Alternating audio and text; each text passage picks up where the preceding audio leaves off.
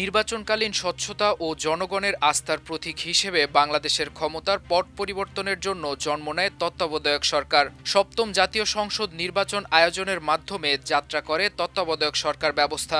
এরপর ২০০১ ও ২০০৮ সালে তত্ত্বাবধায়ক সরকারের অধীনে নির্বাচন অনুষ্ঠিত হলেও ক্ষমতা দীর্ঘায়িত করতে এ ব্যবস্থা বাতিল করে ক্ষমতাচ্যুত আওয়ামী লীগ সরকার। গণ অভ্যুত্থানে আওয়ামী সরকারের পতনের পর আবারও ফিরে এসেছে তত্ত্বাবধায়ক সরকার ব্যবস্থা। এমন অবস্থায় প্রশ্ন উঠছে, আগামী সংসদ নির্বাচন কিভাবে হবে আর পরবর্তী তত্ত্বাবধায়ক সরকারের প্রধান কে নির্বাচিত হবেন?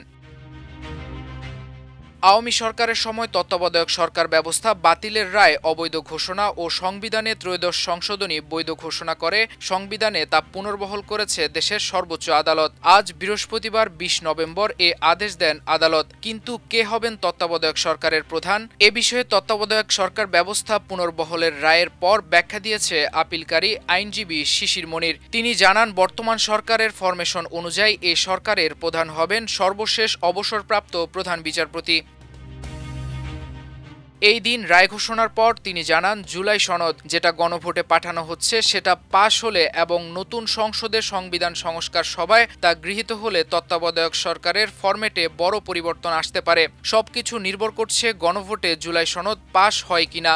আজকের রায়ের পর সংবিধানে তত্ত্বাবধায়ক সরকার ব্যবস্থা সক্রিয়ভাবে ফিরে এসেছে। তবে আসন্ন ত্রয়োদশ জাতীয় সংসদ নির্বাচন অন্তর্বর্তী সরকারের অধীনে অনুষ্ঠিত হবে। চতুর্দশ জাতীয় সংসদ নির্বাচন থেকে তত্ত্বাবধায়ক সরকার কার্যকর হবে। সংসদ ভেঙে দেওয়ার ১৫ দিনের মধ্যে তত্ত্বাবধায়ক সরকার গঠিত হবে।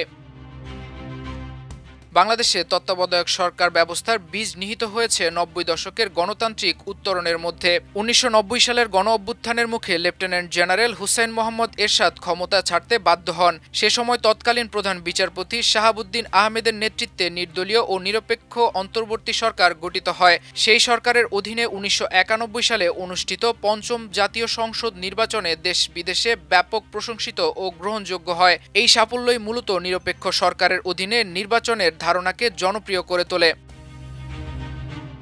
১৯৯১ সালের নির্বাচনে বিএনপি জয় হয়ে সরকার গঠন করে। সে সময় বিরোধী দল আওয়ামী লীগ শুরু থেকেই অভিযোগ করে আসছিল ক্ষমতাসীন দলের অধীনে কোনো নির্বাচন সুষ্ঠু হতে পারে না। এই অবিশ্বাস আরও স্পষ্ট হয় ১৯৯৪ সালের মাগুরা ২ আসনের উপনির্বাচনে। নির্বাচনে ব্যাপক কারচুপির অভিযোগ তোলে আওয়ামী লীগ সহ অন্যান্য বিরোধী দলগুলো। তারা তত্ত্বাবধায়ক সরকারের দাবিকে তাদের প্রধান রাজনৈতিক দাবিতে পরিণত করে। এই দাবির প্রেক্ষিতে তারা সংসদ থেকে পদত্যাগ করে এবং একটানা হরতাল অবরোধের মতো কঠোর কর্মসূচি পালন করা শুরু করে।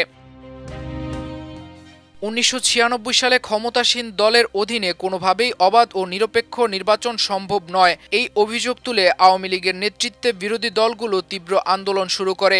অবশেষে ১৯৯৬ সালের ২৬ মার্চ সংবিধানের ত্রয়োদশ সংশোধনী পাশের মাধ্যমে তত্ত্বাবধায়ক সরকার ব্যবস্থাকে সাংবিধানিকভাবে স্বীকৃতি দেওয়া হয়। পরবর্তীতে এই ব্যবস্থার অধীনে ১৯৯৬, ২০০১ ও ২০০৮ সালে মোট ৩টি জাতীয় নির্বাচন অনুষ্ঠিত হয়েছে।